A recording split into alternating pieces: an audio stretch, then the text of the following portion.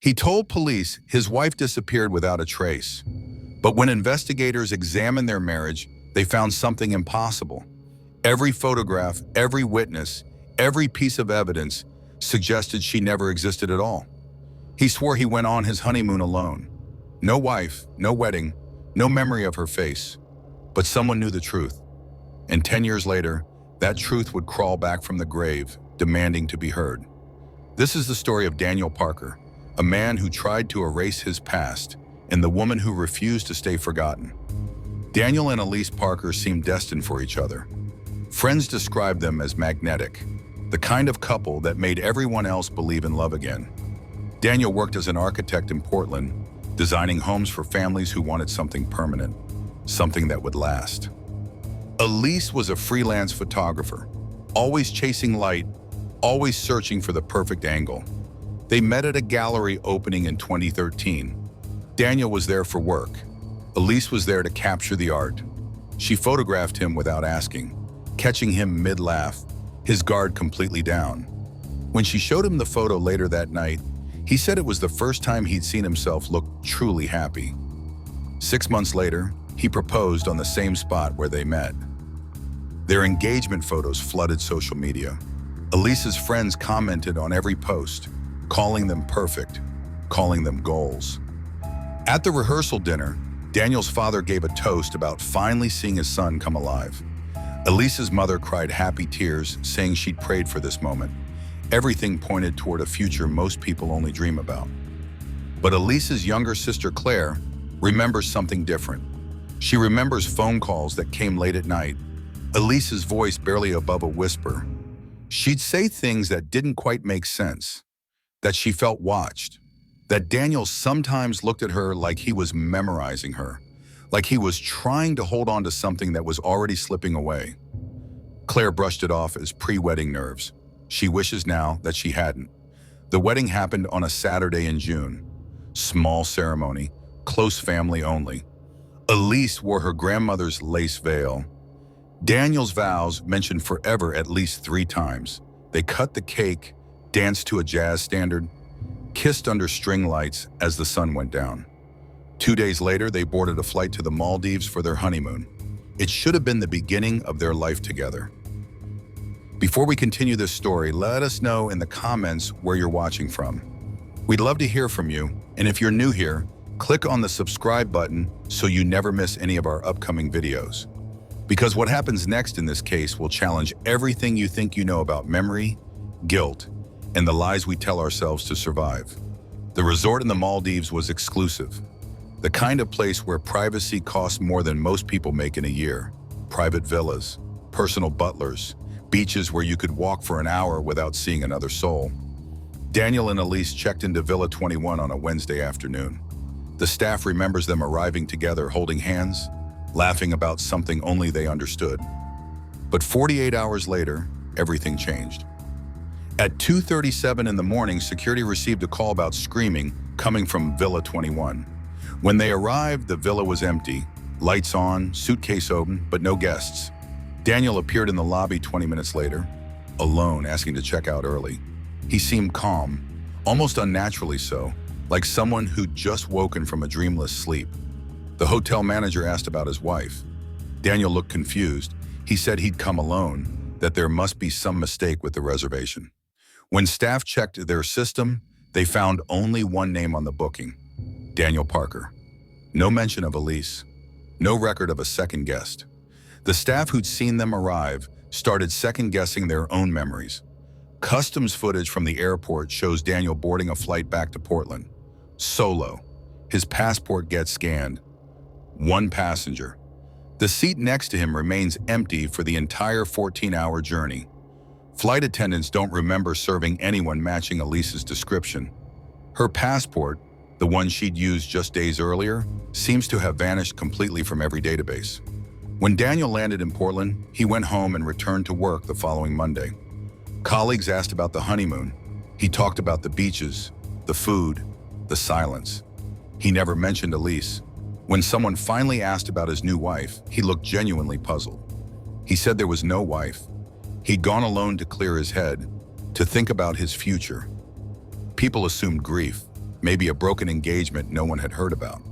But Claire knew something was catastrophically wrong. She tried calling Elise's phone, disconnected. She went to the apartment Elise and Daniel had shared. The landlord said Daniel lived there alone, had for years. Claire showed him photos of Elise. He didn't recognize her. She contacted the wedding venue. They had no record of the Parker wedding. The date she gave them showed a corporate event, nothing to do with matrimony. Claire filed a missing person report. Police took her statement, but when they investigated, they hit walls everywhere they turned. No marriage license existed for Daniel and Elise Parker. The wedding photographer Claire remembered couldn't be found. Guests who'd attended the ceremony, when contacted, seemed confused. Some remembered Daniel talking about getting married, but couldn't quite picture the bride. Others had no memory of the wedding at all. Detective Maria Reyes caught the case. She'd worked missing persons for 12 years, seen every variation of disappearance imaginable. But this was different. She couldn't shake the feeling that Elise Parker had been carefully erased, removed from reality like a mistake someone desperately wanted to correct. She interviewed Daniel at his home. He was cooperative, invited her in, offered coffee. His apartment was neat, organized, no photographs of Elise anywhere. When Reyes asked directly about his wife, Daniel's expression never changed. He said he'd never been married. He'd been engaged once, years ago, but she died before the wedding. Her name was Elise Moreno. Car accident, quick and brutal. He'd never fully recovered. The therapist's notes from that time painted a picture of profound grief, of a man struggling to separate dreams from memories, of someone whose mind had started playing tricks on him under the weight of loss. Reyes left that interview unsettled. Either Daniel was lying with a skill she'd never encountered, or something far stranger was happening. She pulled his financial records. No charges for a wedding, no honeymoon expenses. His credit card showed a solo trip to the Maldives exactly as he'd described. But Claire had photos. She had texts from Elise during the engagement. She had proof, except the photos, when examined by forensic analysts, showed signs of manipulation. Elise's face seemed slightly off in each one, like it had been borrowed from older images and carefully placed into newer contexts. The texts from Elise's number all came from an account that was created and deleted within a 3-month window. Someone had built an elaborate fiction, but the question was who and why. Daniel's life continued as if nothing had happened. He went to work, designed buildings, attended dinners with friends. But people who knew him noticed changes. He seemed distracted, constantly checking his phone. He'd flinch at sudden sounds. Sometimes he'd stop mid-conversation, staring at nothing, like he was listening to a voice only he could hear. His assistant mentioned he'd started talking to himself in his office, full conversations with someone who wasn't there. 3 months after returning from the Maldives, Daniel started receiving text messages from an unknown number. The first one was simple: "Do you miss me?" He deleted it, assumed it was spam or a wrong number, but they kept coming. "You promised forever." "Why did you leave me there?" "I'm cold, Daniel. So cold."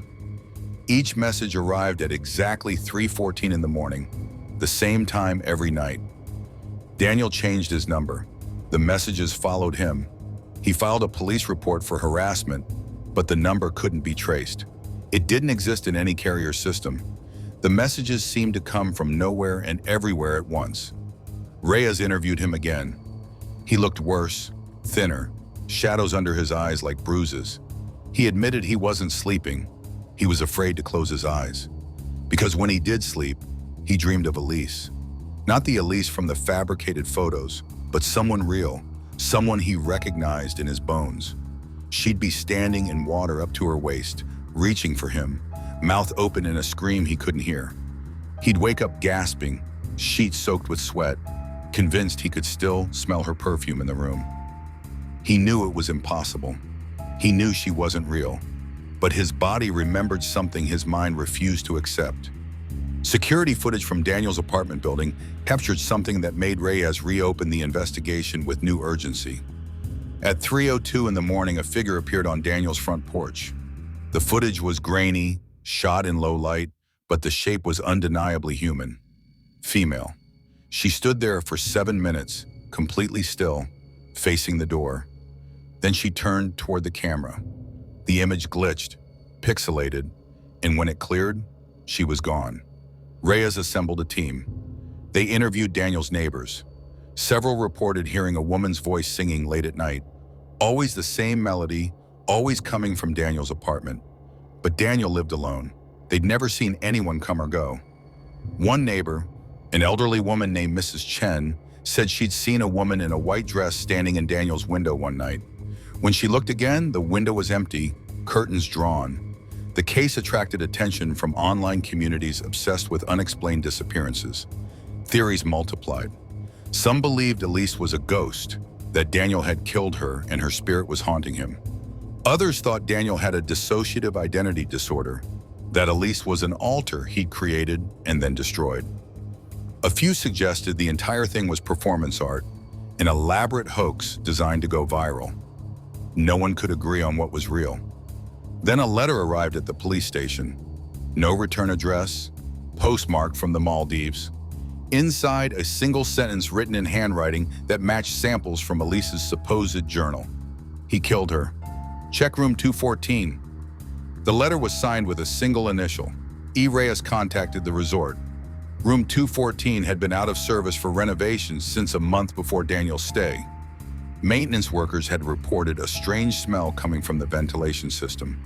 When the resort finally agreed to let police search the room, they found something hidden behind an air vent. A camera memory card, the kind Elise would have used for her photography. The footage on the card was corrupted, but forensic experts managed to recover fragments. Most of it showed mundane honeymoon moments. Sunrise over the ocean, Daniel sleeping peacefully, room service arriving. But the final clip showed something different. The camera was pointed at Daniel.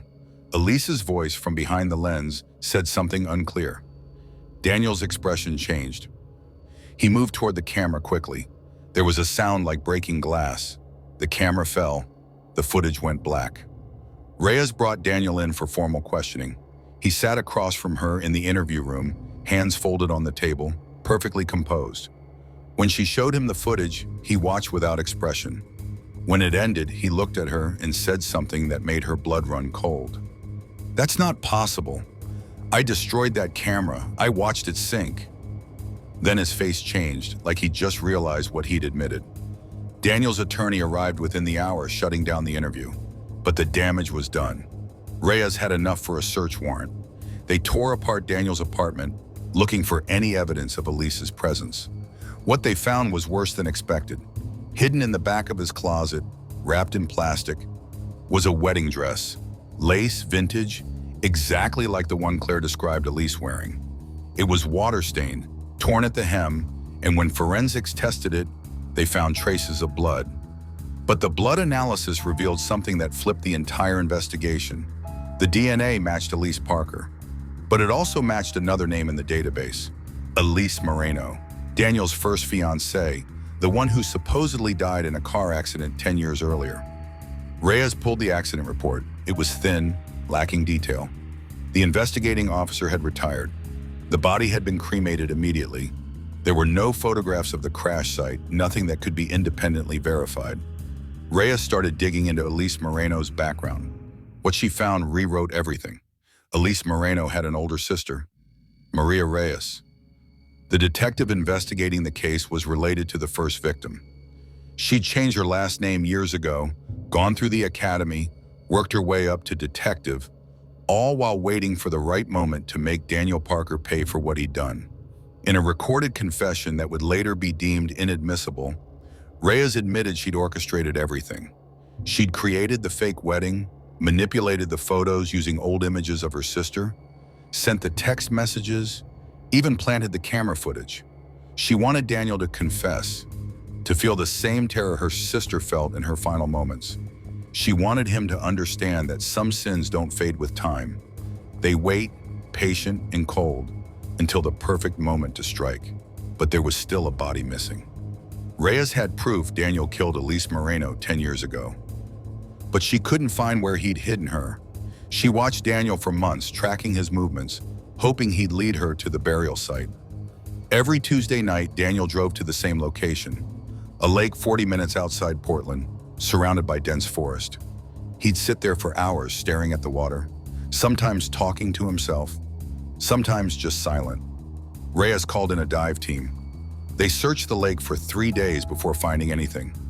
At the bottom, in the deepest part, they discovered a rusted suitcase weighted down with chains. Inside, wrapped in fabric that had once been white lace, were the remains of a woman. Dental records confirmed what Reyes already knew. This was Elise Moreno, her sister, the woman who disappeared the night before her wedding to Daniel Parker. With concrete evidence finally in hand, Reyes arrested Daniel at his office. He didn't resist. He looked almost relieved. In the interrogation room, without his lawyer present, he asked for a camera. He said he wanted to tell the truth. He said he had been carrying it alone for too long, and the weight was finally more than he could bear. Reyes set up the recording. Daniel took a breath and began speaking. He talked about meeting Elise Moreno at a bar in 2014, how she'd laughed at his jokes, how she made him feel seen. They fell hard and fast, the kind of love that feels like fate. He proposed after 6 months. She said yes. They planned a small wedding, just family and close friends. But as the wedding approached, Daniel started having doubts. Not about loving her, but about being loved. He was terrified she'd leave him. Terrified she'd realize he wasn't enough. The night before the wedding, they drove to the lake. Their spot, they called it. They'd spent their first date there, talking until sunrise. Daniel wanted one last moment before everything changed. They sat on the dock, feet dangling over the water. Elise told him she'd been thinking about postponing the wedding. Not canceling, just delaying. She wanted to be sure. She wanted them both to be sure. Daniel felt something break inside him.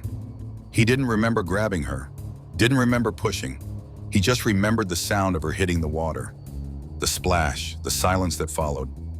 He jumped in after her, pulled her to shore, but she wasn't breathing.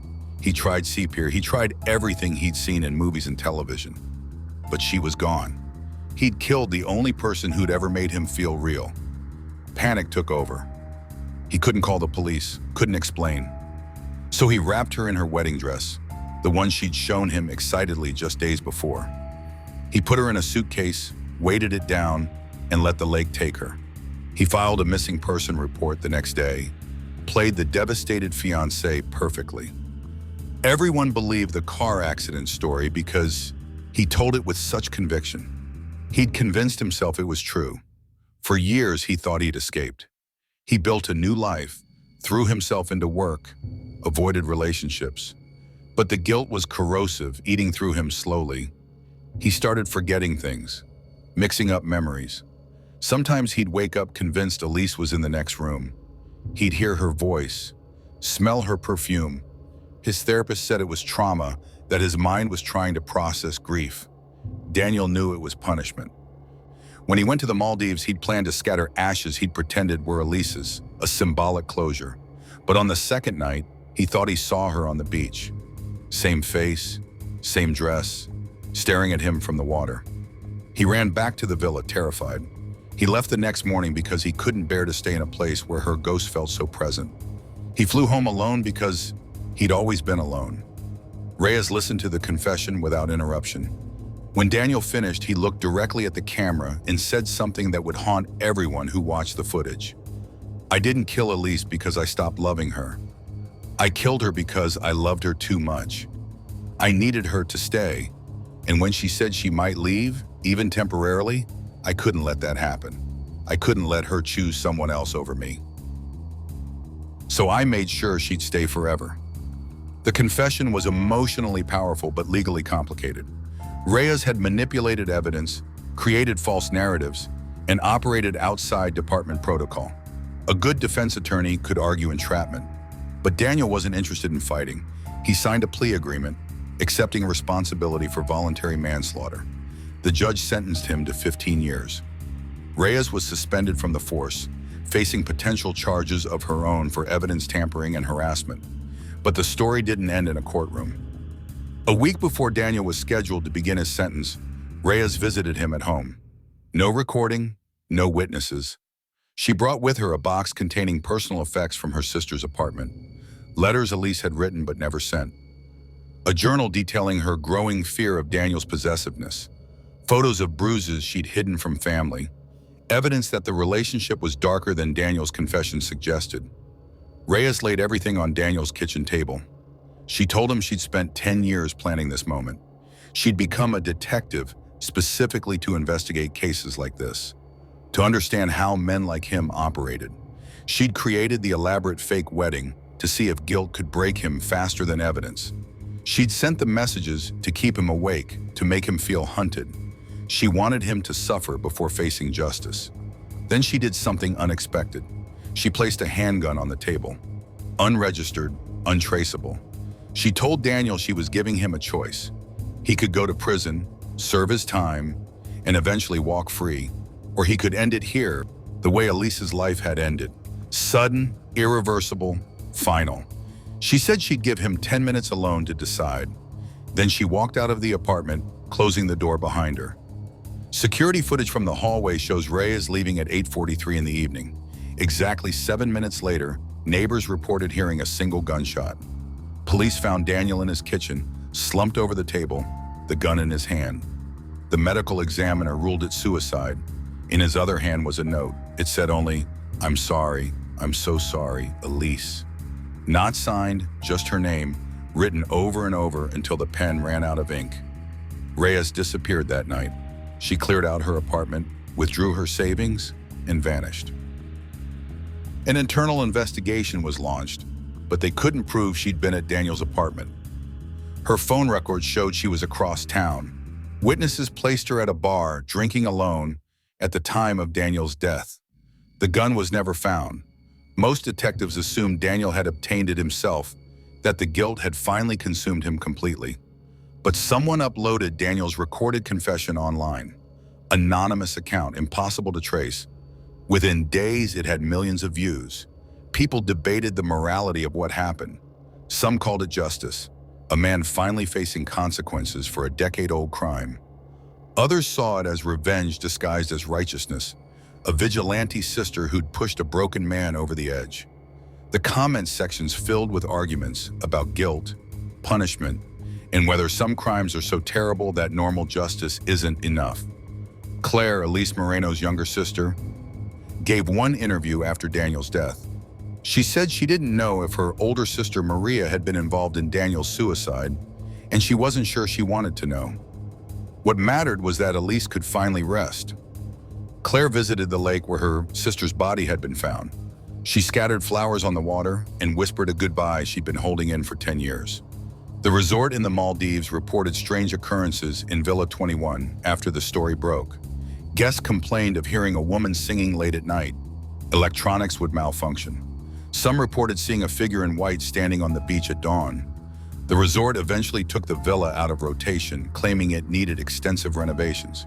But staff members whispered that some places hold on to trauma, that some events are so violent they leave permanent scars on reality itself. Forensic psychologists analyzed Daniel's confession, trying to understand the mind of someone who could kill the person they claimed to love. They pointed to patterns of possessive behavior, to warning signs that had been missed or ignored. They used the case in training seminars, teaching new investigators how to recognize the difference between protective love and controlling obsession. Daniel became a cautionary tale, proof that the most dangerous person in someone's life is often the one who swears they'd never hurt them. But what haunts people most about this case isn't the murder or the confession or even the suicide. It's the question of reality. How much of what happened was real? Did Daniel really marry Elise twice? Once in reality and once in his guilt-soaked imagination? Did Reyes actually create an elaborate fake wedding? Or did something happen in the Maldives that no one can explain? The evidence contradicts itself. Memories don't align. Everyone who touched this case left with more questions than answers. Maria Reyes was spotted once, 3 years after Daniel's death. A hiker in Washington state reported seeing a woman matching her description at a remote campsite. The woman was burning photographs, watching them curl and blacken in the flames. When the hiker approached, the woman looked up. She had her sister's eyes. She smiled, said she was just clearing out old memories, and walked into the forest. The hiker never saw which direction she went. Daniel's parents held a small funeral. His father gave no eulogy. His mother wept silently. A handful of colleagues attended, but no one knew what to say. How do you mourn someone who confessed to murder? How do you grieve a person who was both victim and perpetrator? Someone who destroyed themselves trying to escape what they'd done? They buried him next to his mother's family plot, far from any water. The lake where Elise Moreno's body was found became an unofficial memorial site. People leave flowers there, small stones arranged in patterns, handwritten notes about loss, injustice, and love, gone wrong. Some visitors report feeling peaceful there, like the water has been cleansed of its darkness. Others say the place makes them uneasy, like they're being watched by someone just beneath the surface, waiting for recognition. Elise's photography, the real work she created before meeting Daniel, was compiled into a posthumous exhibition. Her images showed a fascination with reflection and light, with the way perspective could transform ordinary moments into something transcendent. Critics praised her eye for finding beauty in transition, in those fleeting seconds between one state and another. Looking at her work, you could see someone who understood that nothing stays the same, that everything is constantly becoming something else. The wedding dress found in Daniel's apartment was donated to a museum focused on crimes of passion. It hangs there now, behind glass, a ghostly reminder of promises made and broken. Visitors stand before it, reading the accompanying placard that tells Elise's story in clinical language. Some cry, some take photos, all leave a little changed, carrying with them the weight of a woman who wanted to be sure, who asked for time, and was killed for the hesitation. This case raises questions that don't have comfortable answers. What do we owe the people who love us? How much of ourselves should we sacrifice to make someone else feel secure? At what point does love become imprisonment? Daniel claimed he killed Elise because he loved her too much. But love that needs to control isn't love at all. It's fear dressed in affection, desperation masquerading as devotion. And what about Maria Reyes? Was she a grieving sister seeking justice, or a calculating vigilante who manipulated a mentally ill man into suicide? Can both be true simultaneously? The law says what she did was wrong, that evidence must be gathered ethically, that suspects have rights even when they're guilty. But grief doesn't care about legal procedure. Grief wants its pound of flesh. It wants the world to hurt as much as the person left behind. The truth is that everyone in this story was trying to hold on to something they'd already lost. Daniel tried to keep Elise by taking her life. Maria tried to resurrect her sister through elaborate fiction. Claire tried to preserve Elise's memory by demanding justice. All of them failed because you can't resurrect the dead. You can't undo violence. You can only decide what you're going to carry forward and what you're willing to let go. Some nights, if you drive past Daniel's old apartment, you might see a light on in his window. The new tenants say they never use that room, they keep the door closed. But sometimes the light flickers on by itself, and if you listen carefully, you can hear music playing. A jazz standard, slow and melancholy. The kind of song you'd dance to at a wedding or a funeral. The kind of song that sounds like goodbye. What would you have done if you were Claire, learning your sister was missing, but no one could prove she'd existed? Would you have stopped searching? Would you have accepted the impossible? What if you were Maria Reyes, knowing who killed your sister, but unable to prove it through legal means? Would you have waited for the system, or would you have taken justice into your own hands? And what if you were Daniel, waking up every day with the memory of what you'd done, knowing you'd destroyed the one person who made you feel alive? Would you have confessed sooner? Would you have turned yourself in? Or would you have done exactly what he did? Building a new life on top of a grave, hoping the past would stay buried forever. Love and guilt are two sides of the same coin. One drives us to become better versions of ourselves. The other convinces us we're irredeemable, that we deserve the darkness we create. Daniel chose guilt over growth. He let his fear of abandonment become a self-fulfilling prophecy. He lost Elise twice, once when he killed her, and again when he couldn't live with what he'd done. The case officially closed with Daniel's death. No trial, no testimony, no opportunity for cross-examination. Some people found that unsatisfying. They wanted to see him face a jury, wanted to hear him explain himself under oath. But maybe Daniel's confession was more honest than anything that would have happened in court. Maybe without the performance of a trial and without lawyers coaching his words, we got closer to the truth than the legal system ever could have provided. On the anniversary of Daniel's death, someone leaves white roses on his grave. No note, no name. Just flowers that smell faintly of ocean air and regret. The groundskeeper says it's been happening every year. Always the same day, always the same flowers. He's tried staying late to see who brings them, but whenever he watches, no one comes. The flowers just appear between his rounds, like they're growing up from the grave itself. Elise Moreno would have been 43 years old today. Claire sometimes wonders what her sister's life might have looked like if Daniel had let her walk away that night at the lake. Maybe she would have postponed the wedding, taken time to think, eventually realized the relationship wasn't healthy. Maybe she would have moved to a new city, opened a photography studio, met someone who loved her without needing to own her. Maybe she'd have children now, a whole life built on choices Daniel stole from her. Instead, we have this story, a cautionary tale about possessive love and the lies we tell ourselves to justify the unjustifiable. About how guilt can become its own kind of haunting, more persistent than any ghost. About the price we pay when we try to control another person's heart, and the terrible things that happen when love curdles into something that looks like its opposite, but feels to the person trapped inside it exactly the same. The files from this case sit in a box somewhere in the Portland Police Department's cold case archive. Officially, it's closed, solved. The perpetrator is dead. The victim has been laid to rest. Justice, in whatever form you choose to define it, has been served.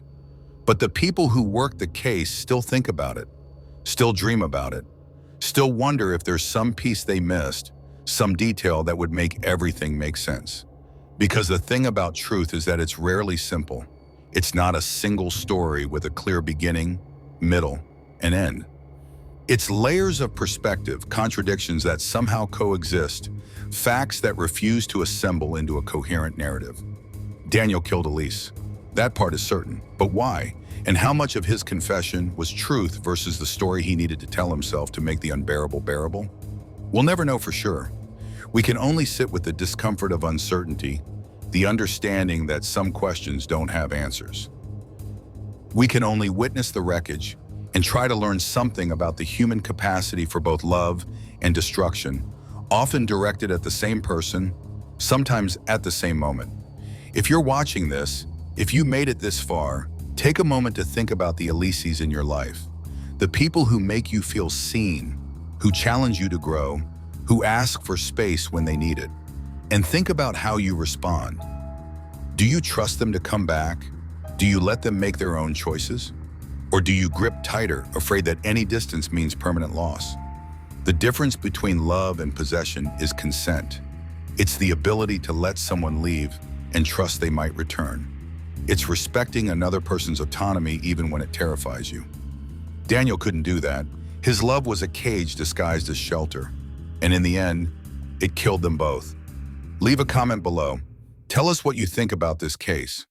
Was Maria Reyes justified in her pursuit of Daniel? Did he deserve a chance at trial?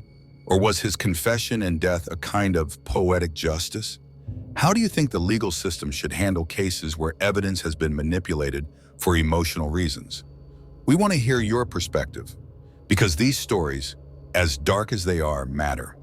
They remind us that beneath every headline is a person who loved and lost, who made choices that seemed right in the moment and devastating in hindsight.